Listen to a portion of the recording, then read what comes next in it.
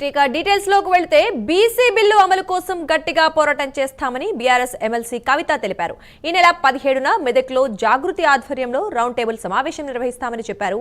బీసీలకు 42% రిజర్వేషన్లు పార్టీ పరంగా ఇస్తామని కాంగ్రెస్ చెప్పడం కరెక్ట్ కాదన్నారు. బీసీల కులగణనపై ప్రభుత్వం ఇచ్చిన డేటా తప్పు అని కవిత విమర్శించారు. కులగణనపై గ్రామ పంచాయతీల వారీగా రిపోర్టు డిస్ప్లే చేయాలని కోరారు. సీఎం రేవంత్ రెడ్డి మోదీని కలిసి 26 అంశాలపై వినతిపత్రం ఇచ్చారని, కానీ అందులో బీసీ బిల్లు లేదని కవిత తెలిపారు. బీసీ బిల్లు అమలు కావాలనే చిత్తశుద్ధి సీఎం రేవంత్ రెడ్డికి లేదని మండిపడ్డారు. బీజేపీకి బీసీలపై నిజమైన ప్రేమ లేదన్నారు. రాష్ట్రంలో పాఠ్య పుస్తకాలను మార్చారన్నారు కవిత. పుస్తకాలపై కొమరం భీం బొమ్మను తీసివేశారని మండిపడ్డారు. రేవంత్ రెడ్డి కాంగ్రెస్ ఉద్యోగాన్ని విమర్శించారు. రేవంత్ రెడ్డి తన ఉద్యోగం కాపాడుకుంటే చాలు అని, వేరే వాళ్ల గురించి మాట్లాడే అర్హత రేవంత్ రెడ్డికి లేదని కవిత విమర్శించారు.